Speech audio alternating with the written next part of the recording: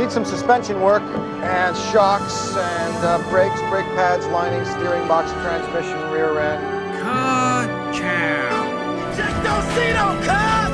It works! I love this button! Always remember, if you ain't first, you're last.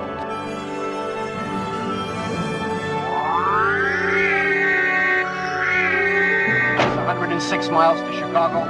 We got a full tank of gas, half a pack of cigarettes. It's dark, and we're wearing sunglasses.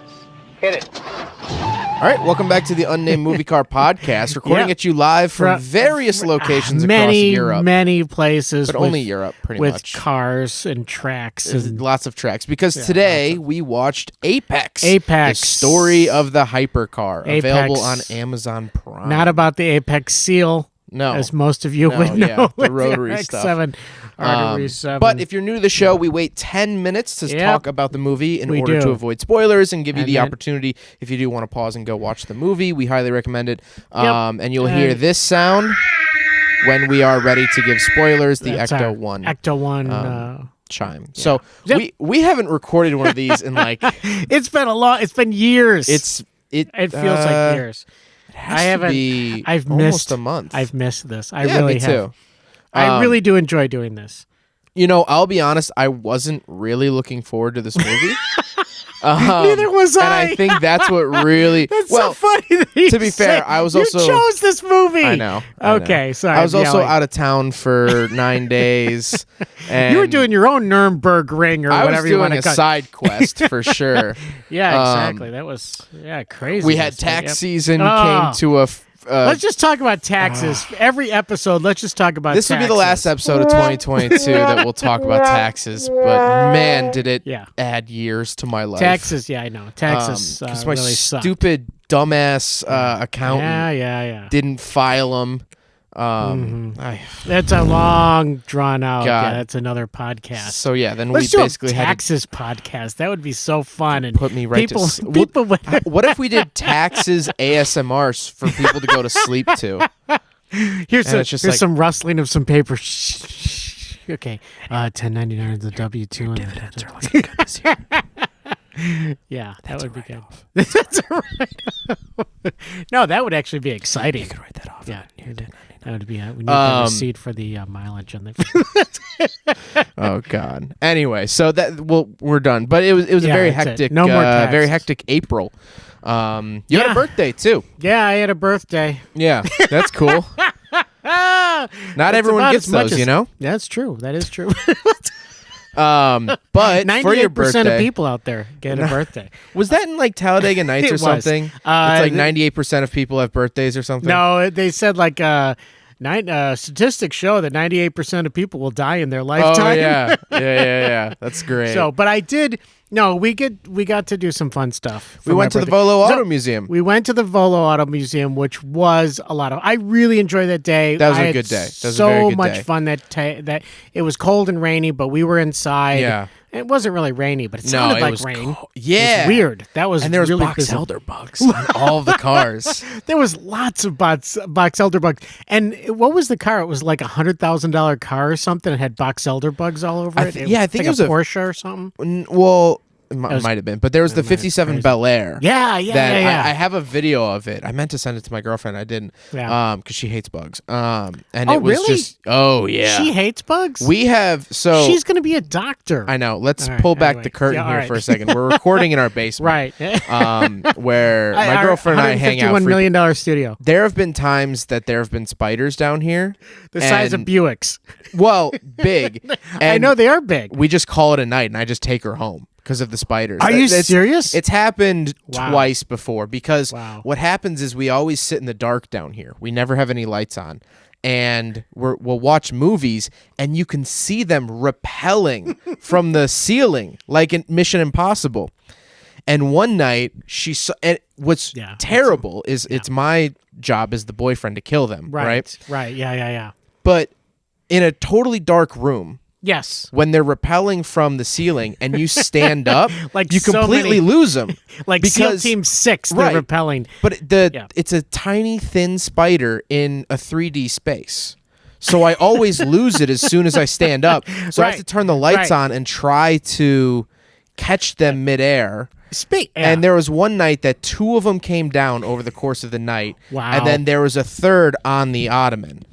Yeah. So I was like, Okay. she was already tired anyway. I'm like, let me just take you home. This is just too much. Well, yeah. And one night there was a big, hairy, dark, black one on her chest. Oh, and I no. killed it on her. And she Oh was my very gosh. pissed because I didn't want it to jump off. Yeah, So I took the napkin and just crushed it up against her, and she was very upset by that. But I'm like, it's dead. It didn't get you. But she was very freaked out. No, I totally understand. Anytime I totally it rains, the spiders make their way into our studio, our No. $151 million studio. Well, no, it's So- true, and they have, especially this year. It's been very rainy, and there's been a lot of spiders. It's been all a over the very place. rainy April. And you know what? The other day, I was I was up making coffee in a $151 million kitchen. Yeah. And I turned. I was at the sink, and I turned to the coffee maker, and I all of a sudden I felt plink. Something hit me in the head, and I thought, like, did a fly, like, sometimes a fly will like just buzz right into you or something. Plink. No, it was a spider that was repelling that hit me in the forehead. Oh, God. Bounced off and hit the floor. And he had a little red suit on, and he was like, no, Spider-Man. Which is one of the movies, or from by It's the way. Always Sunny in Philadelphia, Man Spider. Frank dresses up as Man Spider. Well, but anyway. I did see that movie. I was going to saw ask, the Spider-Man. You saw a handful of movies. I did. Because you took the week for your birthday off. So I did. I took the entire week off from my birthday to celebrate me. Yeah. I mean, really, it's what you did. I can't even say it with a straight face. I did. I just was like, forget it. I need the time off. I need some time to just do what I want to do. It was just a very casual time off. It was a staycation, and definitely. But what I did is I went to go see a couple movies, and then it's funny because my boss asked me when I got back to work, she said, hey, I know you like to go see movies. Did you see any movies? And I'm like, yeah. I saw Spider-Man No Way Home and the Batman. And I'm like, yeah, and I'm 10 years old. Yeah, I was going to say, that's like what So, what are your quick 30-second reviews of each? Okay, so I won't give spoilers, but my quick reviews are Spider-Man, lots of fun, just a very fun movie. The whole twists and turns of it that they throw in there. Again, I won't give anything away, but if you haven't seen it, but a lot of fun for Spider-Man fans. Yeah, it's great very movie. I guess rewarding. Yeah, I guess it is, and there was actually times where I was like, oh, that's really cool. That's really nice. Yeah. So as a Spider-Man fan, which I am, I think, and by the way, did you know that Spider-Man and Batman are the most popular superheroes? I would assume. Yeah. At least growing up, for me, they were the most popular. Yep. I think Iron Man came real close to dethroning them. Yes. But Spider-Man, I mean, they've remade Spider-Man how many times in the last 2 decades alone? And what's interesting about that, exactly, and they have a lot of different ways. What's interesting about that is, do you know why those are the most popular? No. Because they're the most human.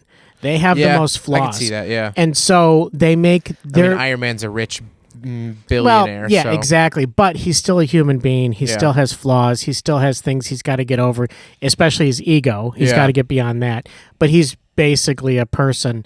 That's why, like, Superman... That's really cool. Like if you said, if you could be any superhero, who would you be? And you'd be like, I'd be Superman because he has all the powers, right? But the most relatable ones are Batman, Spider-Man, because they're more human beings and they have a lot of issues and problems and things they have to deal with. They have vulnerabilities. I mean, Superman, literally they had to give him kryptonite. In the cartoons, they had to invent a way to to actually go, whoa, let's rein it back a little bit. Let's give him some things that might hurt him. There's a meme going around of people saying that because Superman, Clark Kent, in the comics and in the shows and everything, because he's a journalist, yes, that they should do a series where the CIA is trying to kill him for his journalism, but their murder attempts keep failing because he's Superman. So they're trying to assassinate him, and they're like, "Why isn't he dying?" Whoever thought of that idea, that's brilliant. That would be and then someone hilarious. replied, they're like, "This is the only Superman movie I ever want to see again," because that's another thing that's been rebooted half a million times. They've rebooted Superman while the previous iteration is still going on. Yes. No, there's no kidding. It's like reboot. Same thing with Batman. Same thing with Spider-Man. They've been, but so for Batman, really, really quick, needs more action, less brooding, and keep the detective work, because this Batman, the Batman, has him being more of a detective, which is fun. Yeah. I think it was really much more entertaining to be not just all fighting, to be more of a detective, but they needed more action and less brooding, dark. Well, that's what everyone said, that was the more true to form of Batman, though. That it was supposed to be more dark. It was. You're absolutely right. But I've been meaning to send it to you. It's a really long video, but I think you should watch it. All right. To be fair, I haven't watched it, but it seems up your alley. Corridor Digital. Yeah. They digitally replaced Batman in the trailer with the 1960s Batman. Adam West? Yes.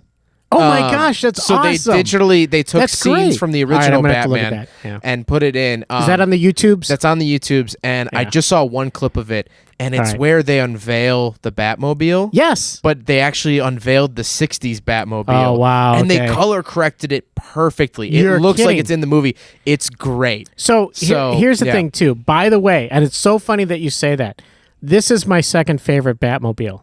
Which is interesting. Yeah, it is. It's my second favorite. The third favorite would be the Tumbler, which was in the Batman series? Christian Bale. Christian Bale series. Yeah. So Christopher Nolan. Christopher Nolan. That is my. Those are mine in that order. This Batmobile in the new one does seem more of like a homegrown style vehicle. Yes. Exactly. Although honestly, I don't know how homegrown, because it's apparently like a V10. Yeah, and it's got a rocket engine in the back. I mean, it's cool. I haven't ran into any people with those sitting around, but I guess Batman has millions and millions of dollars. Sometimes. But we're at our limit here. We'll talk about the movie. All right. I'm trying to think if there's anything else I wanted to talk about before that, though. Those are the two movies. We still haven't seen Nick Cage's movie yet. Which one? The new one. Well, there's a bunch of them. Actually, I do want to see Pig. I heard he was really good in Pig. The Nick Cage movie. Right, which is... The Unbearable Weight of Talent. Yeah. Whatever. Yeah, unfortunately, it's a very complex title. Dumb name. It is, because you can't... It's not memorable. It's like... Make it easy, like Walmart or Target or like... You know what I mean? I know. You have to have some... Yeah. But yeah, it's basically, it should have been just called Nick Cage. Yeah, is what it should really have been. Should have been. But yeah, it's like the unbearable weight of super massive talent. I thought it was just called Massive Talent. Maybe. It could be. Anyway, we do have to see that though, because I do like Nick Cage. By the way, I found out from an article in Movie Maker magazine that his actual name was Nicholas Kim Coppola. Mm-hmm. That's what he was born. His uncle, after the famous sausage chain in New York. No, is that not it? No. No! It's pizza, right? Or is it a bistro? What is it? No, his uncle is Francis Ford Coppola, king of dirty wife beater tank tops, right? No, he's just a big Italian. No, Francis Coppola. By the way, I just hit my headphone against the the microphone. But no, I thought that was very interesting that his uncle was Francis Ford Coppola. But we do have to see the movie. Let's talk about the movie that we came here to talk about. Apex. The story of the Hypercar. Yes, yeah. What are your first impressions? First impression. Well, like you, I really didn't want to watch it. Yeah, I wasn't looking forward to it, honestly. Even though I picked it, I was like, oh, there's your id, your ego, and your super ego, yes, right? And your super ego is what you strive for. I studied communication, don't worry. I used my diploma in a video recently because I was like, I need to show people that I studied this for 4 years. Okay, but explain how you did it, because that was a great idea, and how you did it, I think, was awesome. So I was talking about the Mazda CX-50, which is a very masculine vehicle, but when you talk about masculine and feminine communication, it doesn't have a root in what we as a society consider gender. So I'm actually a very feminine communicator. And what that means is that I focus on how a word is said rather than the word being said. Oh, if that makes sense. Yeah, so I'm a very feminine communicator where, like, if you're like, oh, screw you, I would laugh at that. But if you said, like, screw you, it's the emphasis on the word that really affects me. So anyway, I was talking about the differences between masculine and feminine, and that it doesn't necessarily mean boy and girl. Yep. At least in terms of communication. But I said it in the video. I was just talking to the camera as I normally do, but I just held my diploma up against my chest, and I was like, look, I studied this for 4 years. I wrote multiple thesis papers on the topic. Yes. So I know what I'm talking about here. Yeah, exactly. Which is great, because not many people actually get to use their diploma for anything. I said afterwards, I'm like, this is the only time, because I'm a YouTuber. I mean, I hate that title. I hate it so much. But at the end of the day, that's what I am. And no one will ever look at my diploma ever again if I continue on this route. Yeah. It's nice to say I have a degree in journalism or communication, really, with an emphasis on journalism, but it's kind of it.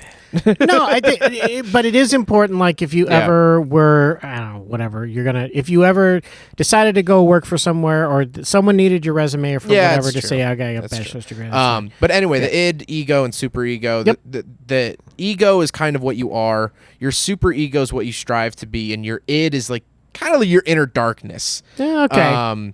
Basically, to not go into a million discussions. My super ego is like, let's delve more into the ego. Yeah, because that's what everyone wants to listen to. All right. In their rental Kia Fortes. Wow.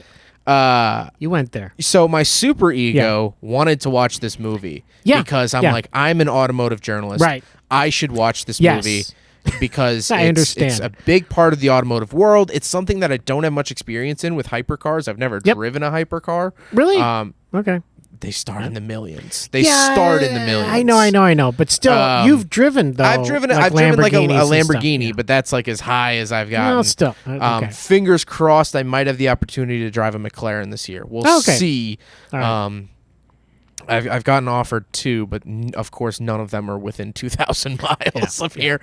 But anyway, I would be lucky to actually get a Porsche pat of butter that was in the shape of a Kia or whatever. That would be as close as I would get to a Porsche. You know, after our boys' trip to L.A., we should do a boys' trip to the Atlanta Porsche thing.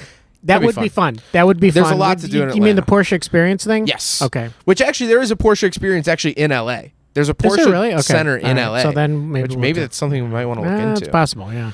Anyway, what did you think of this movie? Boy, mixed feelings. I mean, it wasn't like it wasn't super. So here's the thing: it was tons of beautiful eye candy. I was going to say cinematography is absolutely awesome. Above a 10. From this. Shot really well. So here's I agree, but also remember your subject matter. So if I were a photographer and I was shooting, I was selling women's dresses, and I had beautiful women in these, models in these dresses. Yeah, a lot of the times, if I made sure all the other stuff is okay, the background's, it's going to come out looking really great. Yeah. But you had supercars. Yeah. Like, you had to really work hard, though. Right. I think, to make them look bad. Yeah. Yeah, so go ahead. I'm on the fence with that. I agree with some of that stuff. All right. A lot of that stuff, though, is hard to shoot cars. It is. I understand, but if you want a big pro tip to making a car look majestic, like they did a lot in this movie, film it at a way higher frame rate and slow it down. Oh yeah. I film all of my videos at 60 frames a second. You do, and slow it down to 30. Do you really? Every single one of my videos, every panning. Let me pop my pee more. Jeez. Every panning shot of a car that I do is slowed down 50%. Wow. To 30 frames a second and shot at 60. Every single one. So it's actually half speed? Yes. Okay. All my videos, because it's a lot smoother. Wow. And things just, unless I don't film the screens at half speed. So like the navigation or the gauge cluster, because then I don't want people thinking, oh, that car takes 8 seconds to rev all the way up. That is the slowest car in the world. That stuff I shoot normally, and obviously me talking and my Right. voice is normal. But like, if you see a panning shot of a car, it's all shot at 50% speed. You do, I mean, because you've done hundreds and hundreds, literally hundreds and hundreds. This morning of was these. 791. 791. Yeah. So you've done, hundreds and hundreds and hundreds of these videos. So you know that there are certain things that you do. Yeah. Low angles are cool. Yes. Slow panning Yeah. shots are cool. I'll pop my piece too. Yeah. Slow panning shots are very cool. There are certain things that you do. Obviously, too, you know that the background, the setting that you put a car The lighting, into. that was the biggest thing, is that the lighting and reflections in this movie were amazing. Yeah, they were. They that's did a great the hardest job. thing. Yes, That's they did a something great that job. I can't do. If you look at all of my reviews, you will see my reflection in every single outside shot of the car, whether that's big or small, and I can kind of get more away with it in when I'm filming a black car, but I hate filming black cars. I hate filming black cars. Okay. I hate filming white cars. Yeah. Because the white car blows out the contrast, and the black cars, they either, if they're super shiny, they reflect everything. Yes, everything. And when I film in forest preserves, the car looks shattered because of all the tree branches reflecting. Yes. So yeah, I totally get that. I can totally appreciate that. There is an art. Obviously, there's an art to shooting cars well, and to making them look cool. Now, but you do have to. You do have to admit that if you've got literal hypercars, $1 million cars. They look amazing. Yeah. I mean, they're designed and built. I mean, every little tiny little bit of it. My hat is off to the cinematographer though, and I think it was a fantastic job. Okay, but what else? Yeah, but that's what you did like. So what didn't you like? Okay, what I didn't like was the fact that there was no story. So yes, even a regular documentary, I don't care if it's about butterflies or whatever. You need to have some Hands story. on a hard body. You're right. There's yes, a story. Very There's good. a storyline. Yeah. Very good example. That's a perfect example from something we've actually done. Yeah. But Hands on a Hard Body, in my estimation, from a storyline, was much better than this movie because you were brought in by the characters. There was no real characters. Yeah, there was Conan Sag, right? Yeah. Or Kanan Sag or Conan Sag. Sounds like a cool dude. Christian sounds like a cool dude. Yeah, I want to get a beer with that guy. Yeah, exactly. No, I do too. Yeah. There's no two ways Right. about that. Very cool, but not many others, and not many antagonists to this whole story. And when I say antagonists, I'm not talking about the anti-heroes or villains or anything. I'm just talking about there's not a lot of obstacles here. Right. And there weren't in the real world. There were obstacles, huge obstacles. Yeah. For Conan Sag, which, by the way, I have a thing about his movie in the beginning too. He talks about. Did you the little look movie. into it? I did look into the movie. I think we should do that at some point. Yeah, it's really hard to find. So let me explain. I assume, yeah. So in this movie, Conan Sag basically says, "Hey, when I was like 5 years old, I watched a movie, and it was about this guy who was a bicycle repairman." Yeah. I'm laughing because Monty Python has a skit called The Bicycle Repairman. Anyway, this movie was an animated movie, kind of like Wallace and Gromit. It was stop motion. It was stop motion, right? That was the thing that caught my attention. I was like, a stop motion car movie. That's interesting. It is. So, so basically, he said, "Oh, this story is about a bicycle repairman who basically builds a car in his garage, and it's all stop frame animation, and then goes into a Grand Prix." Yeah. So, he there's this wonderful story and adventure, and Conan Sag said that's when he that's made such an impression on him. He wanted to build cars. He loved the idea of putting things together in your shed. Yes, exactly. Which is what all Europeans call their garage. They call it the shed. Oh, okay. A lot of the time. Yeah. And the other thing that caught my attention when he said that is that he liked the fact that it was an underdog. That this guy in his garage was going against the big guys. to the man. Exactly, with his invention. And that's literally what Conan Sag has done since its conception in 1994. So I found the movie. The movie is actually called The Pinchcliffe Grand Prix. Okay. The Pinchcliffe Grand Prix, and it's Cliff with an E at the end of it. Interesting. Very, very interesting. It's a Norwegian film, Yes, I believe. I doubt it's in English. No, it's not. It Okay. has English subtitles if you can find it. Yeah. There is a copy on Amazon, $48. Yeah, no, that's out of our budget. You Well, know what unless though? it- We've made $5. We've So- made $5 on Anchor FM. So that's awesome. hit 5. So $43 and plus our earnings. Wow. And we can buy Yeah. it. So it's not out of the realm of possibility. I am so fascinated by this movie and Yeah. the clips that I've seen. It was well done. Like the animators, It looked really smooth. yeah, Yeah. like the animators did Did it say what year it's from? 1975. Okay. So I was absolutely I fell in love with the movie even just from the clips. Yeah. And I'm like, okay, I think I got to buy this movie. I think Which that's impressive because Yeah. they did not mention the title of the No, movie they didn't. in this movie. they did not. So I googled Yeah. basically Norwegian film bicycle shop builds car Yeah. and did all of that and with God, the your keywords. FBI agent is probably so confused right now. He's like, What is this Okay, guy doing? this guy's Do I first put of him all, on a list for this? First of all, he's looking up gamer chairs because I Oh, got yeah, a you gamer got chair a for my gamer chair, for yeah. my birthday. I got Yeah. I bought a gamer chair. Yeah. and actually, it's And then really the next search was Robert Pattinson height. That's very strange. nice. That's right. That's exactly. weird. And then it's Norwegian bicycle Yeah. repairman. This guy is all over the map. What is wrong? Yeah, if anyone out there, because every search is, I'm sure Yeah. every search is somewhere. Anyone who follows me would be like, this guy is a psycho. Yeah. What is going on with him? But yeah, so that movie someday, eventually, if we can get it, Yeah. will be on the list. We'll have to find a VHS and backwards compatible. But it's in Yeah. several languages. A lot of it, and there are subtitles for the English version. I will try and get a hold of it. I am so fascinated right now by this. Yeah. I would spend the $50 to buy the movie. Yeah. But that was one of the things in this movie that really hit me. And I was like, wow, that's really cool that that movie made such an impression on him. And that to me is the mark of a great movie. Yeah. Is it makes a lasting impression. If you have something that really affects people and they go, oh yeah, I'm going to think about my life Yeah. Yeah. because of this movie. Holy crap. That's Yeah. that is the apex. Yeah. Whoa. Hey, Speaking of the hey, apex, oh, hey. I don't have the thing anymore. Oh, okay. You could do that. Just do the Mach 5 jump. Yes. If they could make you think about your life. Yeah. Okay. That kind of Yeah. doesn't do Yeah, it, but that's horrible.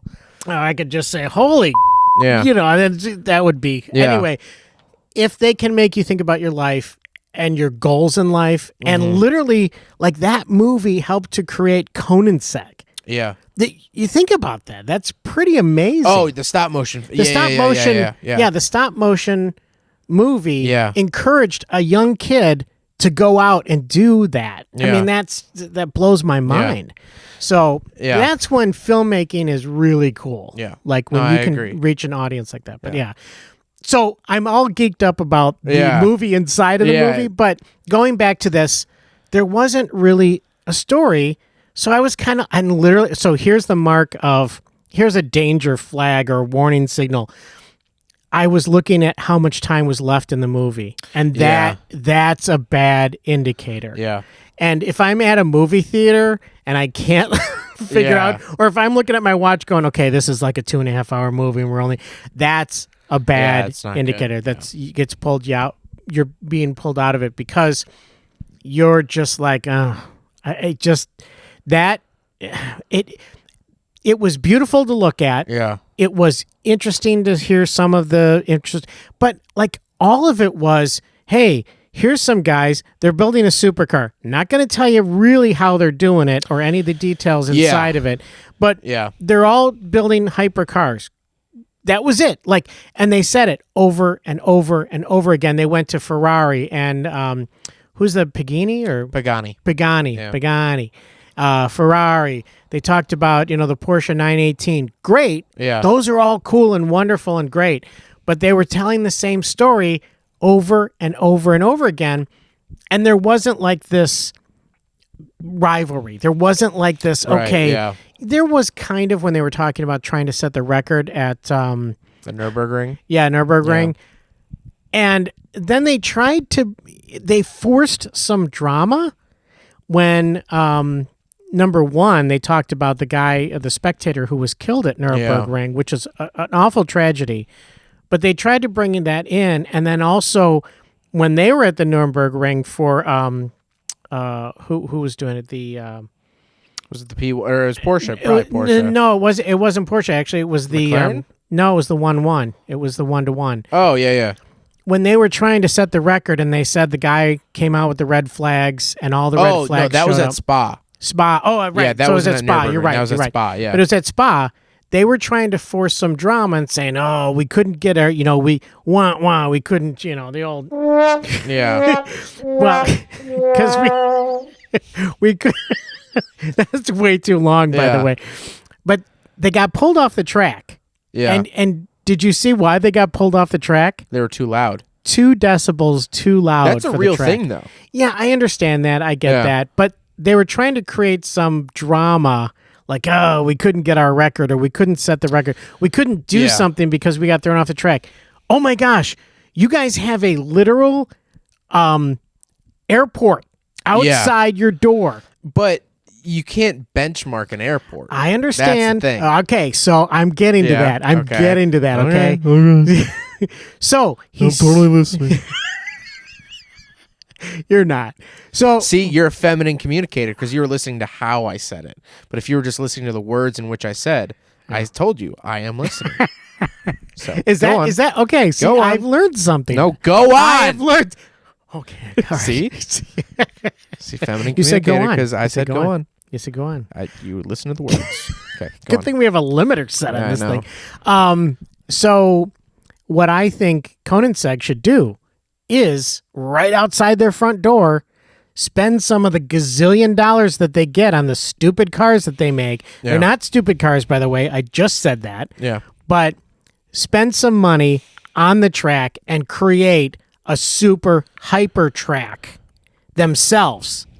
That's a good point. That is a good point. They could do and become the benchmark. Exactly. Yeah. They create a super difficult track that really tests things. They could have unlevel whatever, super bank turns, or great straightaways. They set it, and then they bring everyone else in. Yeah. And they challenge everyone else to come in. Thanks, by the way, you can have that. Yeah, you're welcome, You're Christian welcome. von Koenigsegg. We know you listen to the podcast. By the way, he can come on the show anytime he dude, that would wants. be great.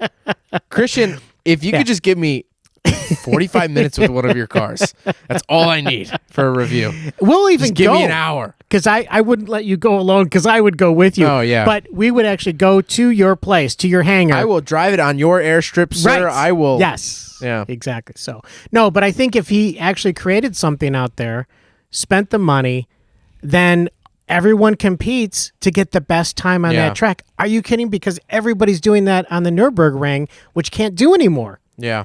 So they need to get together. Maybe a couple of them get together, and then that becomes the really cool thing.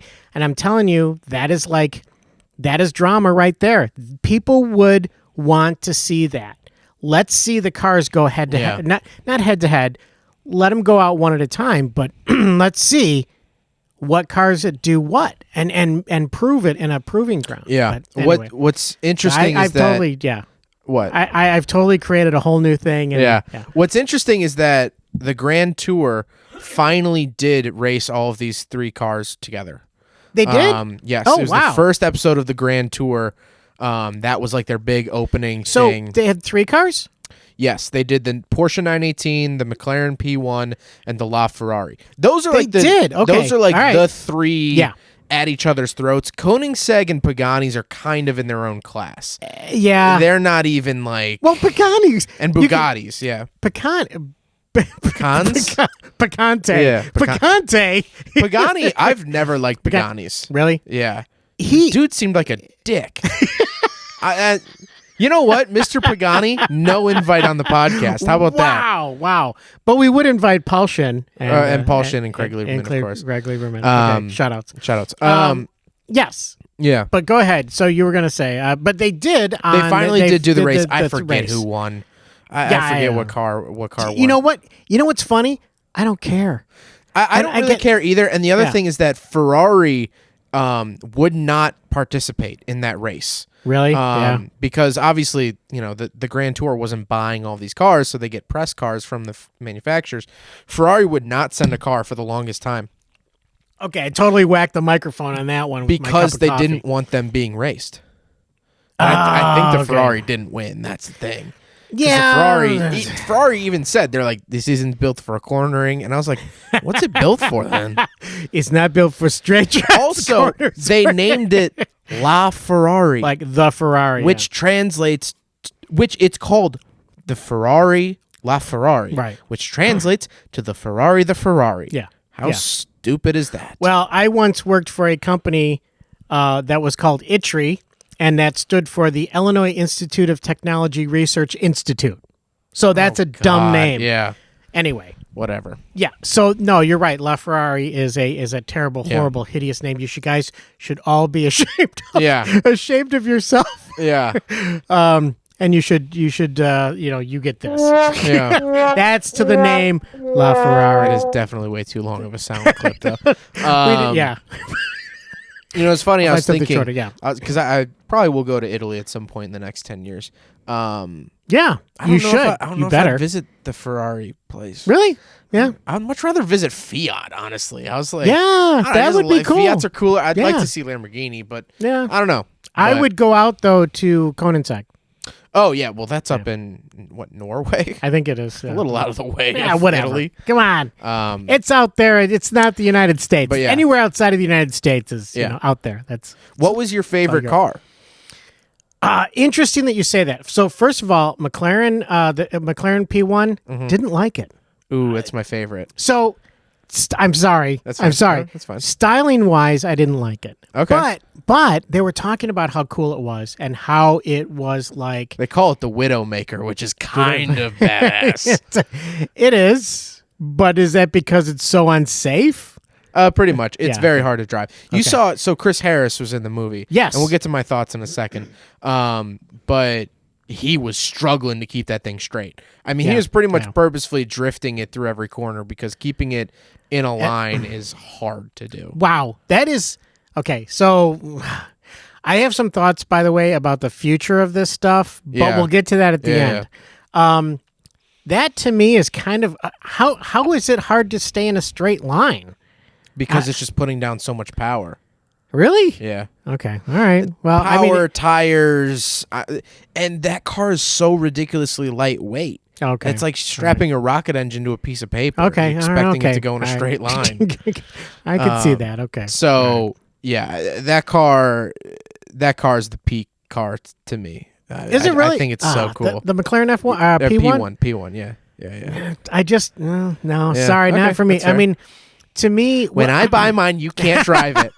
How about that? I can't drive any of your cars anyway. I'm 'Cause not they're- allowed to drive anything. No, you drove the red RX-7 and you drove the Miata. I drove the red RX-7 once. I drove the Miata That was a the couple one times. time it worked. Okay. And the Miata you drove a fair amount. I drove that a couple times. That's a couple times. The blue car is not safe to drive. Never. The blue car is barely safe for me to drive. I think I pulled your Mazda 3 out of the driveway once, and that was it. That's all I've driven your car. yeah. Yeah. I mean, you can So- drive. I don't care if you drive a Mazda 3. I don't care. Because it's a nice My car. cars aren't reliable enough for you to drive. So if they break down, I know you as a person, you're going to feel awful Yeah, if that is true. if my That is car true. That is true. blows I up would- while yeah. you're driving it. I So would feel really horrible. I'm trying to get it to I- a point where I know it won't blow up for 15 minutes, so I can let So I can you drive it. Okay, but thanks. All right, so fine. No, I would say like my favorite car though. Yeah. Out of all of them, I think I liked the Porsche 918. That was pretty slick to me. yeah. And the fact that they made 918 of them, that was pretty fun too, that they did that. It all immediately sold. I mean, they were Yeah. sold before. With all of these, I don't think any of Yeah. these, they're not sitting on dealer lots. These things are all pre-order cars. The dumb thing about Yeah. the LaFerrari Yeah. is that you had to have owned 5 Ferraris before you could even buy the LaFerrari. Ferrari does this thing where they will check your history to see if you're allowed to buy certain Ferraris. You know what I would say to them? What? I'm going to check your Carfax. Yeah. I'm going to check your Carfax. So it's fun. I was literally Carfax listening to a podcast. Not associated with this podcast in any way. Legalese. I was listening to a podcast yesterday, and this guy on the podcast, Matt Farah's podcast, great podcast, he was talking about how this guy reviewed a McLaren. Yeah. And the guy bought the McLaren off this other guy super cheap because he was trying to get rid of his car collection because he was then going to buy a cheap Ferrari. So then it would be his 5th Ferrari. So then he'd be allowed to buy another Ferrari. So imagine if you guys were, well, I guess this is kind of a poor analogy, but you guys want to get the next year CX-5, you want to upgrade. Yes. Then they're like, you gotta own a 2000 Protege first. So you guys go out and buy a 2000 Mazda Protege. And then makes they're sense. like, okay, Makes sense. I now got it. you're Okay, allowed. Now you're allowed to spend $1 million. I could see that us. totally. Yeah. No, that would make perfect sense to me. I say that's a dumb analogy because you actually did get a discount because I owned an RX-7. Yeah. Because we also had several RX-7s in the family. Yeah. We had bought, or I had owned a RX-7, and you had RX-7s in the driveway, and they're like, yeah, you guys are loyal customers, blah, blah, blah. Yeah, so, that actually might have been the time when I had 2 RX-7s. I think you did. Time. Yeah, I think you did have 2 RX-7s at the same A red and blue. Yeah. So, I mean, you've had more Mazdas. I've owned 5 Mazdas. Yeah, I'm looking for my 6th. Darn good. I'm looking at my. Right, I'm sounds prowling for my 6th. Sounds good. Sounds very good. Yeah. But anyway. So I would say though, 918 was like maybe in this group. Ferrari, no, not at all. That was like no interest in that whatsoever. The Ferrari is just way too like hoity-toity. It's no. Yeah. The McLaren to me, and but the Porsche 918 was great. But I think the Koenigsegg, I think the 1-1, to me was very fascinating. Now, it's a very Koenigsegg heavy movie too. It is. It goes the most in depth with Koenigsegg, and it's like the other guys. It's like, hey, we make a car too. All right, back to you in the studio. They spent a little bit of time at the Porsche factory, which is true, cool, though. No, it is true. You're absolutely right. And they did bring in some other commentators, which was nice. People that were in the car business and people that were like critics, basically car critics. And the one guy said, which I totally did not agree with. He goes, "Yeah, the 918 is the most complicated car that has been built and ever will be built." And I'm like, well, you can't say that. There's no possible way you can say that. You now, sir, have lost complete legitimacy in my universe. Yeah. You have said something. Do you remember who that was? No. Okay. I don't remember who the guy was. Okay. Yeah. Okay. Was it the older guy with the white hair? Yes, it was. Okay. He was at the car show. I don't know who that is. He was at the car show. I will say, Mike Spinelli, who wrote this movie. Yeah. And who I've talked to on several occasions. Have you really? Oh, yeah. Very nice guy. Oh, very okay, nice. that's cool. We've emailed back and forth and stuff. Cool. He wrote for Jalopnik for a long time. He's like big in the car community. Okay. All right. And we actually talked about an article back and forth for a little while. Very nice guy. Good. The other guy was That's Chris totally Harris. Cool. I didn't know that. Yeah. The Balder guy. Oh, English accent. Right. Yeah. He drove the P1 in the movie. Mm-hmm. I love Chris Harris. Oh, really? Yeah. He's actually the reason I started making car reviews. Really? That's totally because cool. I always thought car reviews were cool, right? Yeah. You know, you see a car review, and I was like, oh, I'd want to film that. But then he went on a podcast, Chris Harris. Yeah. And I remember this. I haven't been able to find the podcast clip, but I remember this very vividly.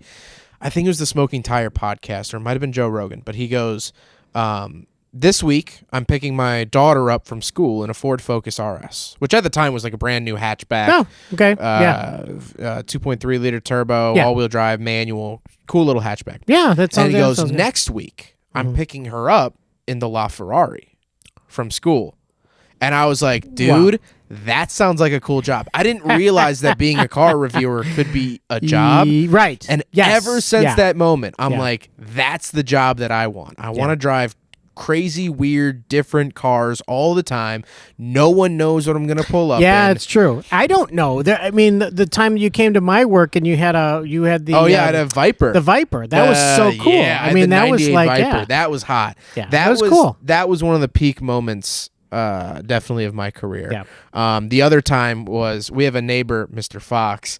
I brought a brand new at the time 2021 Toyota Supra. Oh yeah, cherry red in the snow. Yeah. I was actually coming home because I'd use the bathroom while filming. Oh, there you go. I normally don't bring cars home.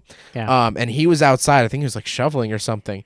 And he just threw his hands up in the air like, "What are you?" And I was in this brand new Mark V Supra. That's turbo, all that stuff. And I just gave him a wave.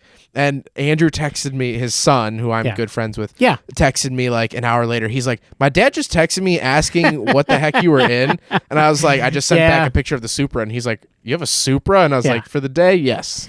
Well, what's funny is that I was talking to someone down the street. I was walking our dog, which I often do. Yeah. And she said, "Oh, what house do you live in?" And I said, "Oh, we're just down the cul-de-sac here. We're down the street." She goes, "Oh, the house with all the cars in the driveway?" And I was like, "Yeah." I'm like, we have tons of cars in the driveway all the time. Sprawling. Like all the time. We have cars in the driveway, yeah. Well, like our neighbors came out the other day. Some of them drive. Some of them. Well, all of them drive right now. They do. They all the drive right RX-7 now. needs a jump start. It's fine. It's fine. Our older neighbors came out the other day. My friend Theo was in the driveway with his turbo Miata. Oh yeah, that's it. It's painted this sparkly brown.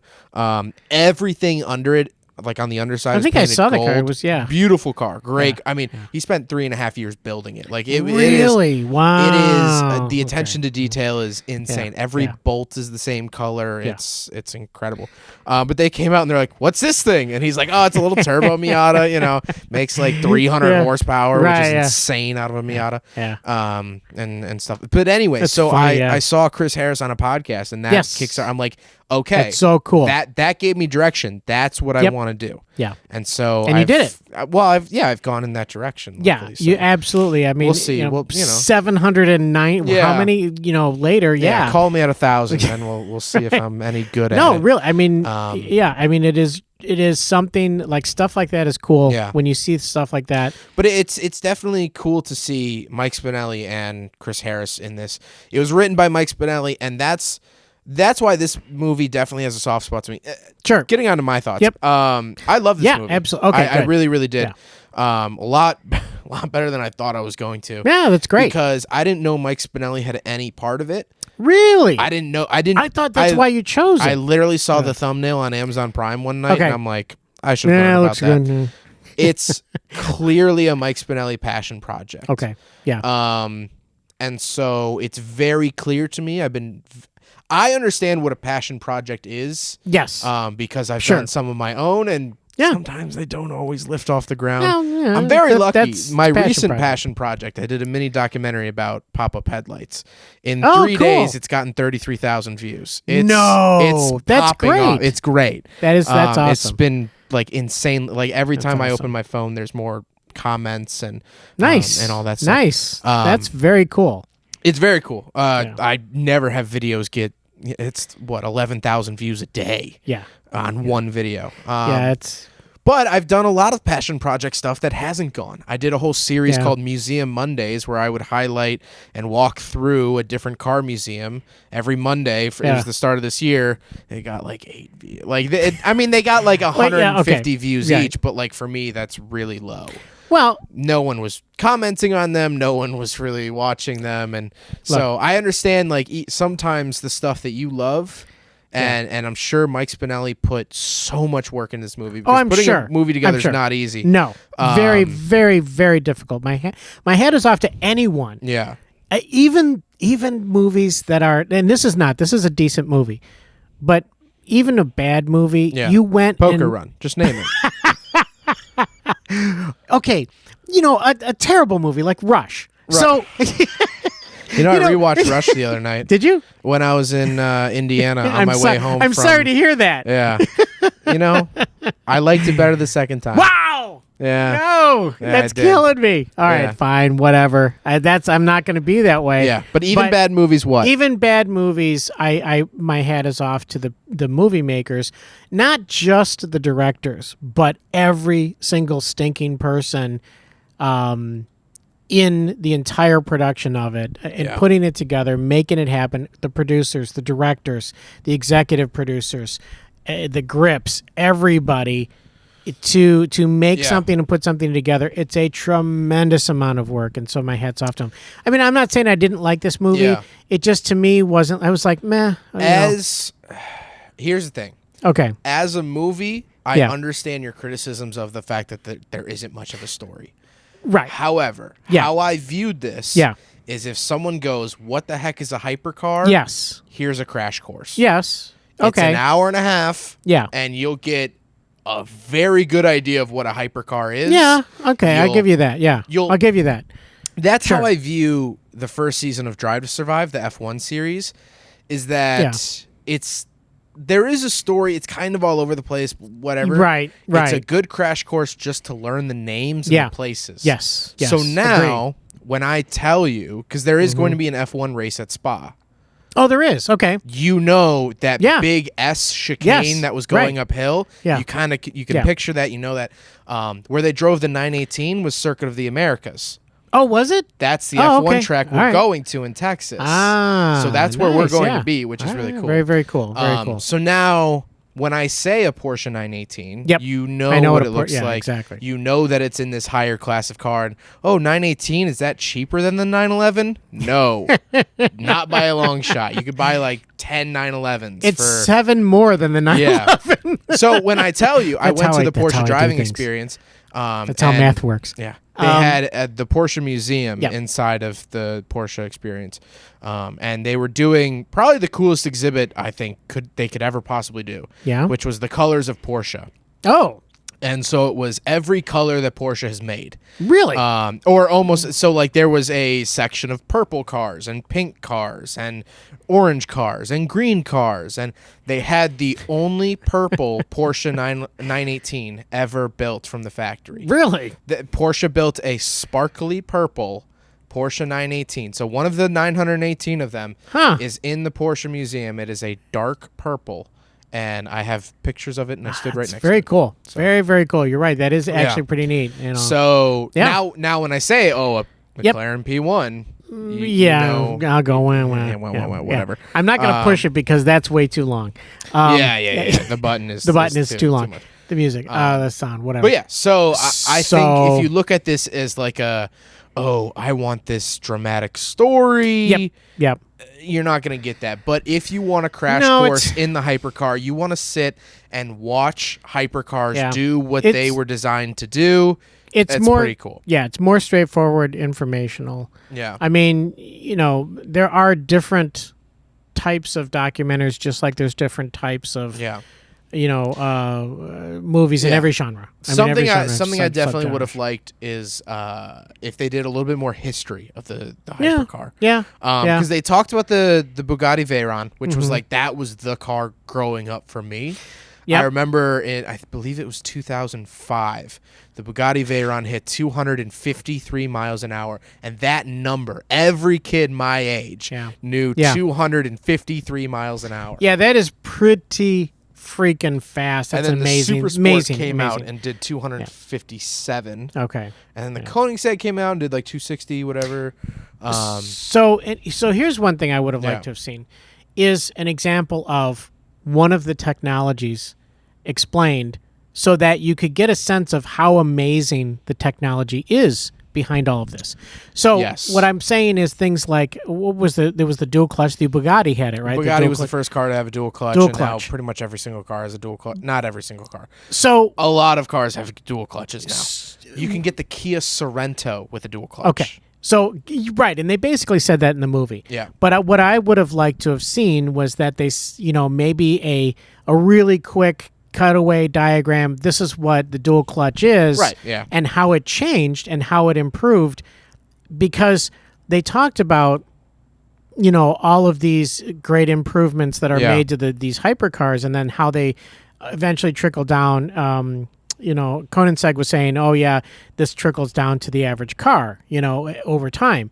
Okay, fine, that's great. I mean, that's like that's the same. That is the same argument about NASA. NASA sends rocket ships into outer space. Yeah. They've done it to the moon. Blah blah blah. Mars, whatever. Yeah. But because of NASA, that's why we got the handheld calculator. I don't know if you know that. Because NASA was given lots of money to do research, and one of the things that they came up with was a handheld calculator, which became ubiquitous. Everyone had a handheld calculator at one time, especially like in the 80s, 90s, mostly in the 80s. Then it was like in watch, whatever. But there are industries, and that does happen, where you have super duper stuff like rocket ships in space. Yeah, and then it trickles down. Yeah. Most of our heat shielding today, a lot of that like gold. It looks like gold aluminum foil. Yeah, that gold reflective foil for heat shielding. Yep, it's from NASA. Right. Carbon fiber. Carbon fiber. Right, lots of stuff. I don't know if that directly came from NASA, I think, but carbon fiber is like more like aerospace. Yes, I think it is aerospace. Or Aerosmith, Aerosmith, the band. Actually, yeah. Dream On. No, did they do Dream On? Did I get that right? Yes, you got it absolutely right. That was the first song that hit my head, but then I'm like, no, I'm that so was young, very I don't good. know. That was very good. So Back in Black, Hell's Bells. Yeah, Aerosmith, love it. Just kidding. Hey guys, I'm kidding. Quick disclaimer. I am. Exactly. Yeah. That's what's called a joke. Because a lot of Aerosmith songs about carbon fiber, but the main probably snorted carbon fiber at some point. Sorry, go on. What's his face with the giant mouth? What's his face? What's his name? Carol Shelby. Carol Shelby. No, that's Beans, Dad. You're thinking of Beans. That's right. I'm Carol Shelby. Wow, throwback. Mick Jagger. Mick Jagger. Yeah. God, we're anyway, derailing our derailments. He is a very good-looking woman. Yeah. He's an older woman. Yeah. Somehow he's always just been an 85-year-old woman. Always. But, by the way, he's invited on the show anytime he wants. Mick Jagger? Like coolest, coolest guy. I think he's a car collector. I think he's like kind of a car guy. I saw an interview with him. He was actually a really decent, dude. He was like, anyway. I think it'd be hard to be into rock and roll and not be a car guy. Yeah. It's kind of I think that kind of... Yeah, I mean, look at any Twisted Sister video or whatever. Yeah. You've got cars all over it and stuff. Yeah. Or the Cars, the group of Cars. Or the movie Cars, starring Owen Wilson. Wow. Okay. That was good. It was a good invitation of Owen Wilson. Wow. Oh, that's good. Yeah. Oh, wow. So you can do... speaking of which... Rest in peace, Gilbert Gottfried. Yeah. No more Gilbert Gottfried impressions on the podcast. I can't because I can't do them anyway. It's but important. It is. No, you nailed it the first time. The first time I think I nailed it. And then you said a second sentence, and I was like, that didn't work. But we actually will be later this year reviewing a movie with Gilbert Gottfried in it. Okay. We'll be hanging that impression up in the rafters of our studio. That'll be retired now. That'll be retired. It'll be like the T-shirts that the numbers and the T-shirts that the jerseys. Senior year of high school, I gave my gym shirt on the last day of school to my gym teacher to hang up in the rafters, and we have a picture together. We're shaking hands. Are you serious? Yeah. I Sharpied the number 0 on the back and said, put my last name on the back, and there's a picture. We're shaking hands, and that's great. I'm sure he threw it away. That's or something. Great. It doesn't matter because that's. But you did that. The fact that is exactly what I would have done in high school. I think it's still on my Instagram. I did stuff like that in high school. That was like way out there, and teachers were like, "Okay, this guy's pretty cool," but and they would never say that. Yeah. But I think some of the teachers was like, "Okay, he's I remember. I'll never forget my multimedia teacher. She taught multimedia, Mrs. Beckman. Yeah.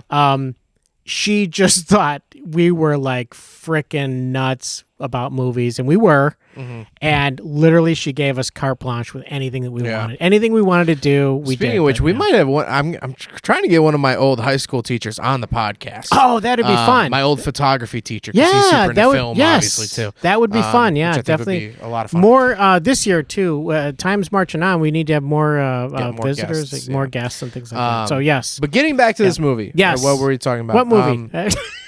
The Hypercar. I think it was a good Apex. I think it is a very good intro to the Hypercar. It is. Yes, it is. It is.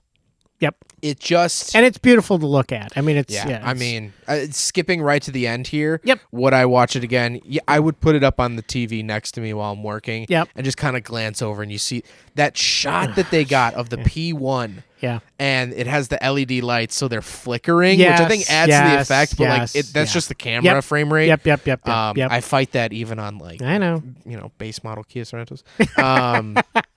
You don't ever say anything about the Kia Sorento. That's a great Kia car. Sorento has an 8-speed dual clutch transmission. Oh, they don't do it for their sports cars. They but don't? For the Kia Sorento, God bless, they give it to that. The Kia Stinger, their sports sedan, which they now discontinued, sadly, does not get a dual clutch transmission. The little tiny Forte GT gets a dual clutch. Okay. And the big SUV gets a dual clutch, and that's it. It's Okay. the weirdest reasoning why. Okay. I said that it was weird in the video, and then people gave me answers. They're like, well, they didn't want to develop one for the Stinger. And I'm like, why? The Stinger is the sport car. Like, okay, never mind. That's okay. It just hurts my head. Anyway. Exactly. Okay. But you would watch it again. Yes. And it is beautiful to look at. There's no doubt about that. Yeah. Cinematography is awesome. Yeah. They did overall, they did a great job with presenting the idea of supercar or hypercars, actually, because they talk about the fact that there was sports cars. Well, they were talking about sports cars, then they talked about supercars, then they talked about hypercars. Right. Hypercar is a new term. Yeah. As of not the making of this movie, but probably 2012. Okay. Because people started realizing that the Bugatti and the Koenigsegg's they were in a league of their own. So that brings me. Yeah. Go ahead. Well, I've driven 2 supercars. You have? See? 3. I've done 3 supercars. 2 Audi R8s and a Lamborghini Huracan. That's a supercar. Right. Okay. The Huracan was $275,000. The Audi R8 V10, which is, for all intended purposes, a Huracan with a body swap. Same engine, same drivetrain. Okay. Was like $210,000. Right, cheap by 2. Yeah. Okay. I mean, those are supercars, Yeah. but then when you talk about hypercars, it's an incredibly different league of their own. Yeah, and one of the things, by the way, is now that I'm remembering it too, I think it was it Bugatti? I think Bugatti was talking about the fact that he was talking about the fact that, most people think about cars that get them from point A to point B or get them from A to B. Yeah. And then he goes, our cars are point A to point A. Point A to point A. So I'm like, so in other words, they're not getting you anywhere or doing anything. You just drive around the block pretty much. Literally going from A to A means you're doing nothing. Well, here's the thing. Here's the thing that kind of contradicted this whole movie. Okay. I will say, here's a downside. Mike Spinelli, I still love you. And Chris Harris, I still love you. Right. No, all props to them. All props to them. Absolutely. I get it. It was hard to relate to this movie. Yes, it was. Because I was like, I will never own one of these cars. Right. I don't even know if I would ever drive any of these. Yeah. I know I'm in the industry, whatever. I felt the same way. I still don't even. I felt the same way. There's still 8 journalists who have ever driven these cars. It's not like, I'm going to probably drive every single year of the Mazda CX-5 for the next 15 years. But I will probably never touch these cars. And the other thing, I know you're putting your finger up and you're starting to talk, and I'm going to steamroll you here. You're going to cut me off. Okay, the other thing that really bothers me about these movies, or actually these cars, nothing to do with this movie. The thing that bothers me about these cars is that all of these companies put these insane engineering into these cars. Yep. I mean, like they keep saying, cutting edge technology to its fullest degree. These cars will be purchased for millions of dollars. They are the best driving cars in the world. Yes. And they will sit in a climate-controlled garage. Yes, they will. For the rest of their lives. They will. Not lives. Absolutely. Until Armageddon or something happens, these cars will sit in climate-controlled environments and not see asphalt or a rock chip or a track forever. Because I say this because I went. I was in Rhode Island. Yeah. Highly recommend the Newport Car Museum. Fantastic. Where they had a 918, a P1, and a LaFerrari next to each other. They did? Wow, that's pretty good. That's pretty cool. The guy was loaded. It's a single guy who owns this car that's museum. right. That guy. That was a cool looking museum, by the way. That was very cool. All of the staff there were like, he's the nicest, most down to earth, you'd never know it guy. That's cool. He owns Rock Salt America. So if you've ever seen road salt ever used on any road, That's Yep. him. Yeah. So our neighborhood in town has paid for probably one of those Ferraris. Yeah. Yeah. Actually, I think. No, you know what? No, there wasn't a Ferrari. It was a Lamborghini Aventador. It was the 918, the P1, and the Aventador. Well, the pictures you showed me were pretty awesome. But yeah, but getting to that though, what we were saying about the fact that they're so that go to stored the away. Newport Car Museum, please. It's $18. You could walk around for like 2 hours and well it'd be worth good. it. There's another car museum that I went to in Newport, Rhode Island. I forgot the name of it. It's in downtown Newport. It's basically a storefront, but it had. That's where I saw the W8, the Vector W8. Yeah, okay. They had a Porsche 959, but they also had a McLaren F1. Oh, from the right. 90s. Yeah. Right. Center Yep. seat. Yeah, with that weird wing in the back of the Bought tail. it for Yeah. $21 million. That's what they go for Did now. they? Yeah. Wow. That's what they go for now. Okay. Well, I don't know if that's what they bought it for, but the guide was like, yeah, this is the going rate for these is about $21 million a piece. Wow. And the McLaren F1 is touted as one of the best cars ever built. Mm-hmm. It's fast. It has the center seat driving position like right. an F1 car. Mm-hmm. And it was just so sad to me because I'm like, these cars get started once a month for the sole purpose so their engines don't deteriorate. Yeah, it's easier. And then they get driven at maybe 3 miles an hour into a box container and then moved across the state to the storage facility. Oh. And that's it. Yeah. It's just this weird, like we're like, quite frankly, a shitbox Miata is going to have a way more adventurous and driver-filled life than these $1 million vehicles. So you're giving me an awesome idea, and someone else can take this and steal it. And please, someone out there do this. Have a museum of actual cars. Yeah. But include the story of the car. Yeah. And all the things that have gone on. Because I remember the first time I ever went to a junkyard, the first time I ever went to an actual junkyard with cars all over the place that you could walk in, you could go anywhere. Yeah. That doesn't happen anymore, by the way. I mean, like there's a lot of restrictions now with junkyards because of legal reasons. Yeah, whatever. But when I remember going and seeing these cars, the first thing that flashed through my mind was, what is the story of this car? What happened? How did it get here? Who drove in this? How many family outings, did they go in here? When, how many cars? That was the first kiss in that car or whatever. The stories behind those. It would be so cool to have displays with cars with rust, cars that are... Yeah, I mean, I'm just thinking about my Miata with the front grille that was knocked out by a possum that I had nailed one night.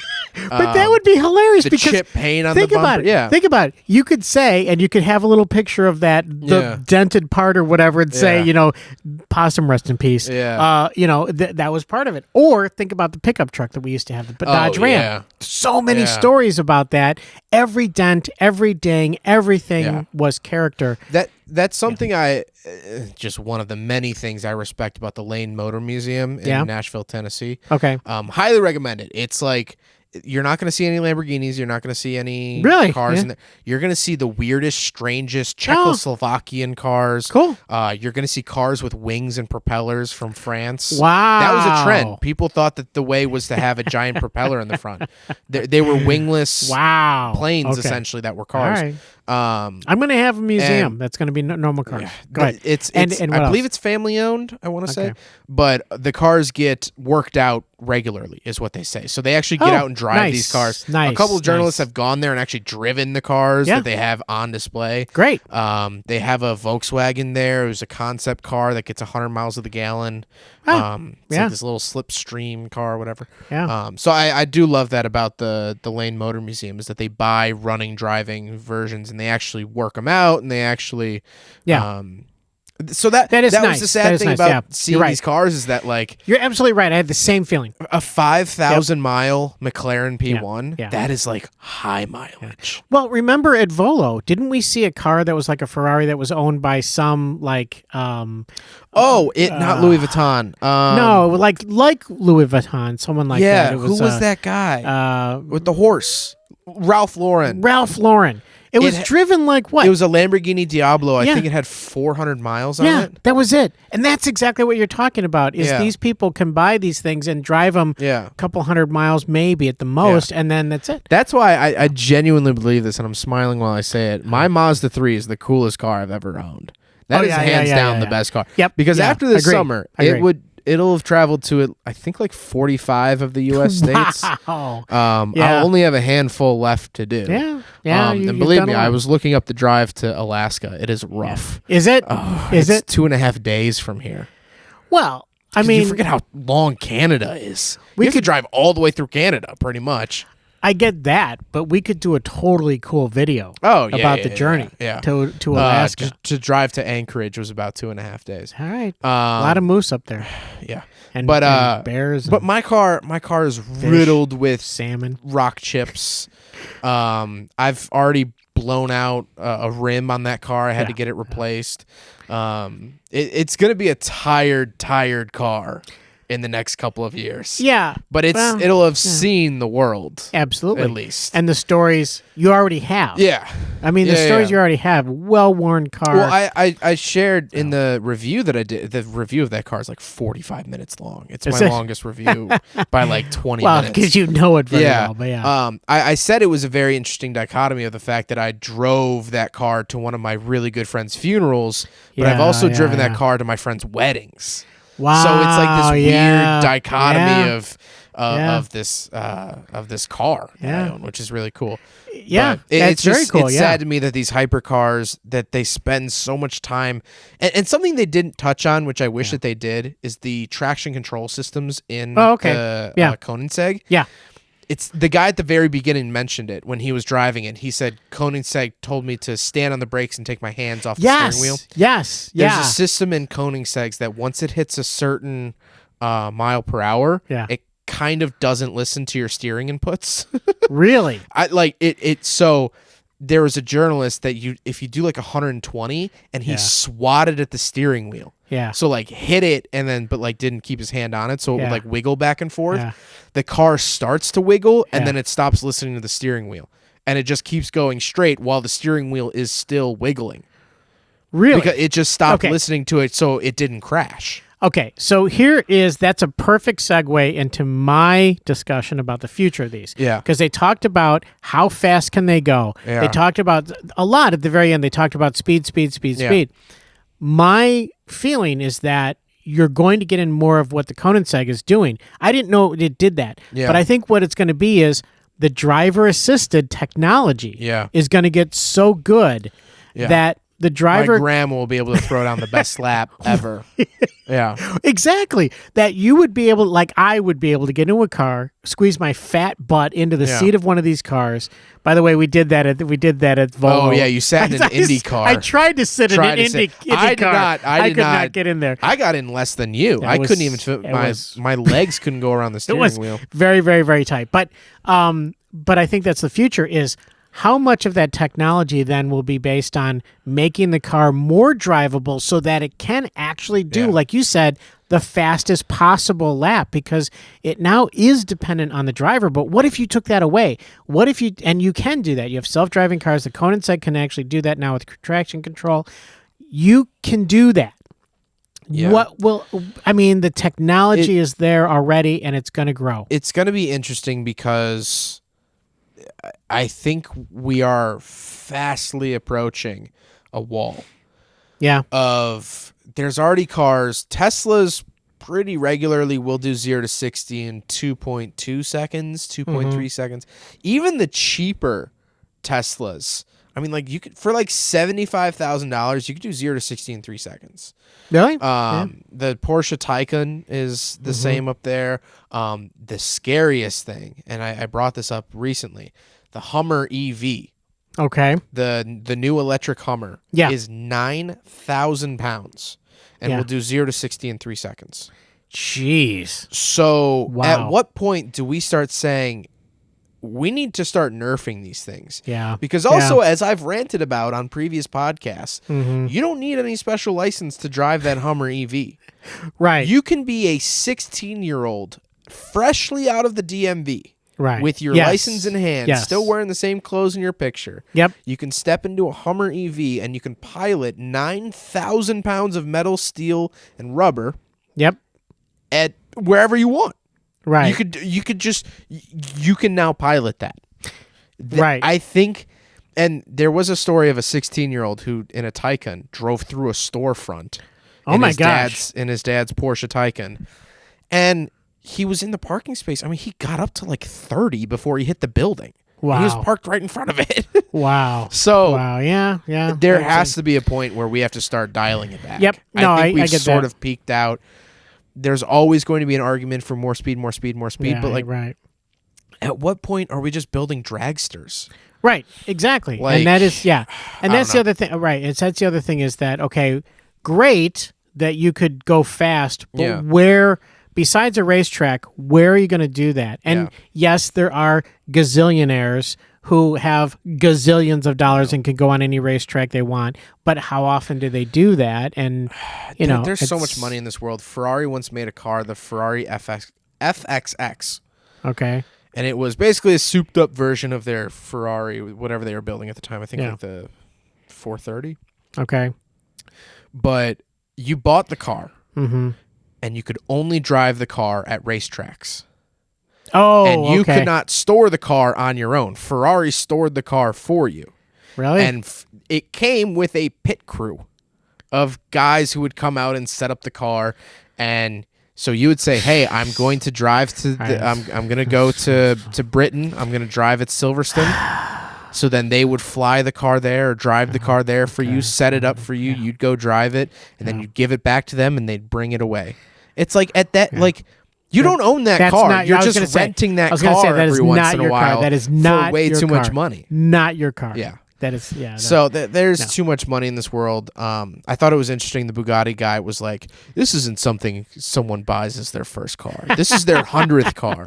yeah. No, I know. Other Bugatti owners say, "What's your plane situation?" Right. Did you remember that part? Yes. I was like, "Wow, Yeah, that's a right. sentence I've Yeah. never legitimately asked." Yeah. What's your plane situation Yeah. these days? I how are you flying? I actually did ask my friend that. Yeah. But not, that's fair. That's yeah, fair. but That's fair. not, I mean, it didn't come out like, I didn't say the Yeah. words plane situation, but I You mentioned. can ask me, and I'll say United Economy Plus.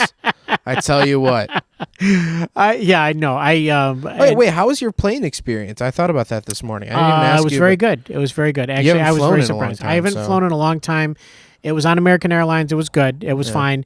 I was in the aisle, which is nicer because you got a little bit more Yeah. leg room and stuff. Unfortunately for Nick, the guy next to him fell asleep on his shoulder. Ugh. That was so gross and so For bad. as much as Nick Yeah. is in the airline industry now, Yeah. he gets terrible luck with He airlines. does. He does. There's no doubt about it. But It is what it that was terrible for him. For me, it was fine. Yeah. The landing was like super rough, but LaGuardia is really rough. And Nick told me to expect a rough landing, so it wasn't a surprise. Yeah. So really, none of it was bad at all. I mean, it was really good. it was fine. And Yeah. so it was the first flight though. It was one of the first because they just this week said, okay, masks are optional. Yeah. So that was like the first flight that they had. They said, hey, if you wanted, and they said, please respect those people around you. So I asked the person next to me, I said, hey, do you want me to wear a mask? I have a mask. Do you want me to Yeah. wear it? And she's like, no, that's cool. Don't, have to wear So then it. you go, right. start spitting Just on her. started spit- and I took a, Oh, you said no mask? yeah, that's exactly what I did. Actually, she had like an industrial N95 mask. And so I was like, oh, okay. I still wear a mask going And that's out. a good idea, though. It's a Just good 'cause idea. I don't want to breathe Walmart air, if I'm honest. You don't? But I have a line ready for if anyone makes fun of me or asks me. Okay. So I'm What's it? ask me like Yeah. in a sort of aggressive way. Ask why I have a mask on. Ready? Go. Hey, dude, why you got a freaking mask on? I just positive this morning. What? Is that? Oh, and then I pull my mask Yeah, down. yeah. I tested positive this morning. And then I You put pull it your back up. mask And then he down. goes, "Oh, what the?" And then I go, "Yeah, get away from me." So I that's good. mumble at first. Yeah, it's so good. then I Good. take the mask Yeah. down. I like that. So I could say it That's a louder. whole, and like- what I'm saying is, yeah. I tested Yeah. positive this morning. Right. I have COVID. Yeah. And scene. And scene. There we go. That's a good scene that you got. That's what I have ready just at all moments of the day. Yeah. I have ready in my head. All right. Yeah.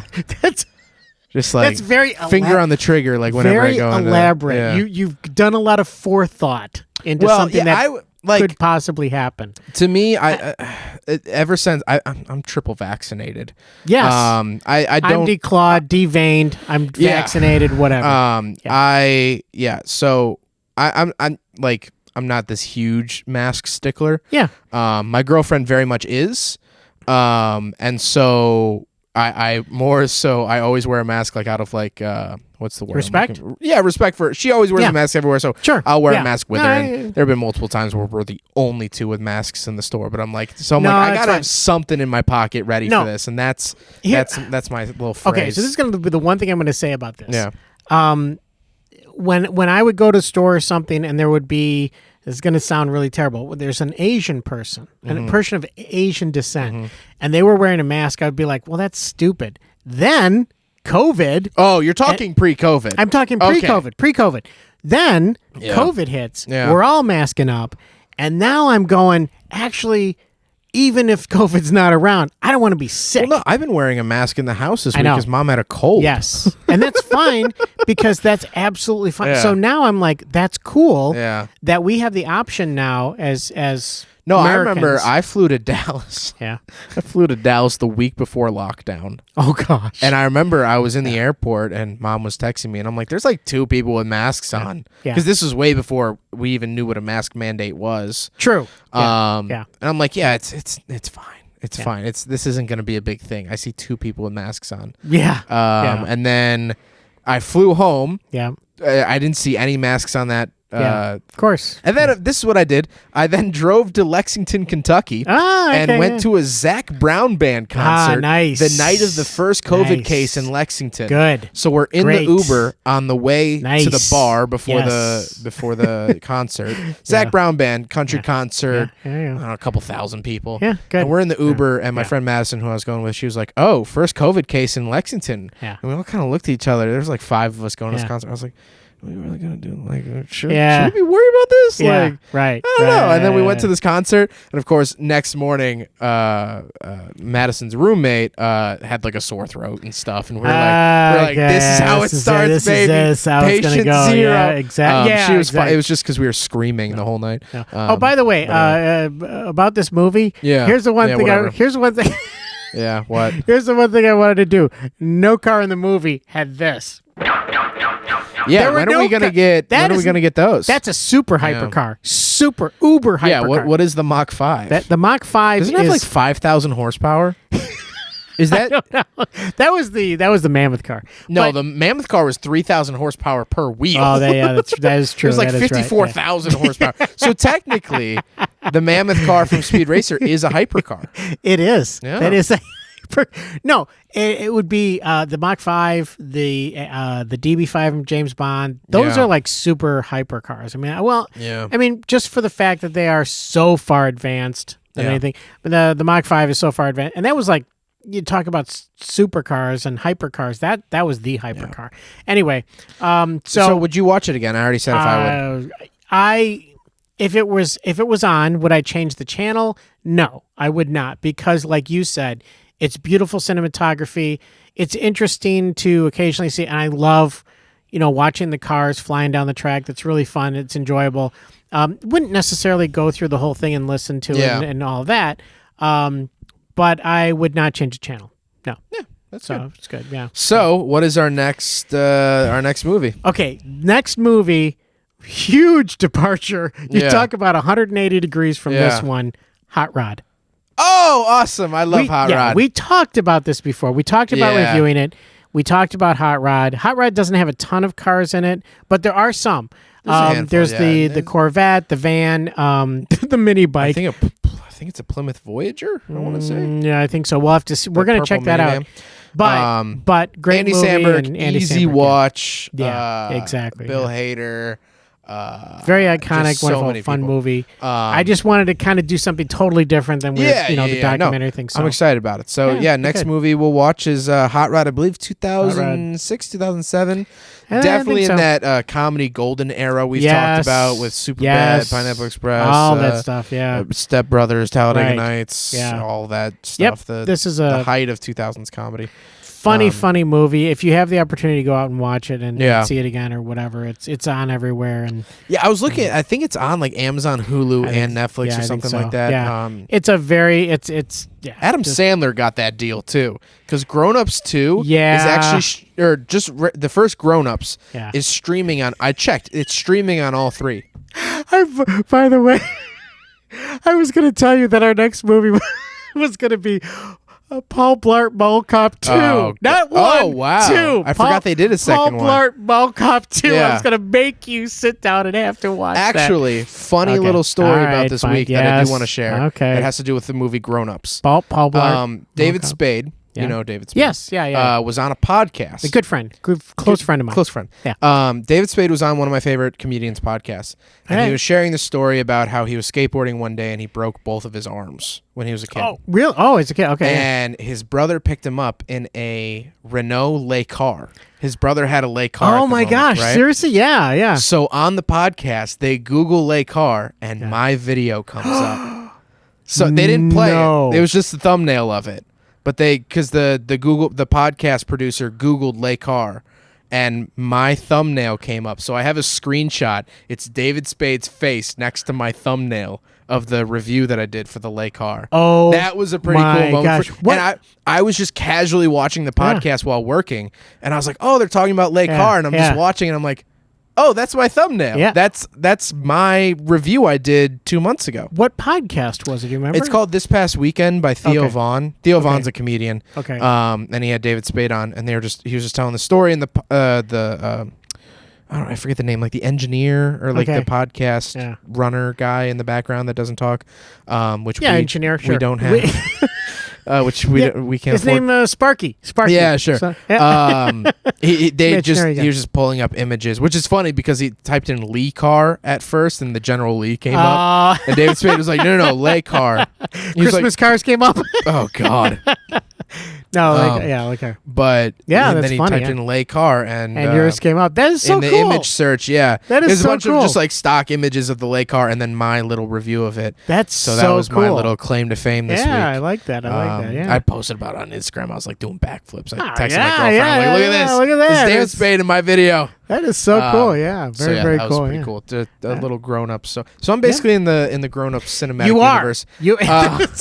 That's right. The cinematic universe. Movie cinematic universe. Absolutely. Yeah, definitely. But thank you guys so much for listening. We actually ran almost. We're right about time. We're right about time. Yeah. Which is impressive for us because we didn't have trivia to eat up so much time. That is true. We did not. So we were hot off this movie because both of us just watched it. Right. Yeah. Like literally an hour ago. Yep. I guess an hour and maybe 40 minutes ago. Maybe sometime if we can find it, that movie, we'll do the animation movie. Oh yeah. I think that'd be great. I think that'd be fun to do. Yep. But yeah, thank you guys so much for listening. If you're listening on Spotify, check us out on YouTube. If you're listening on YouTube, check us out on Spotify or iTunes or wherever you get your podcasts. 8 a.m. Central Time, Saturday mornings. Check us out. Thank you guys so much for listening, and we'll catch you next time. All right. Bye-bye.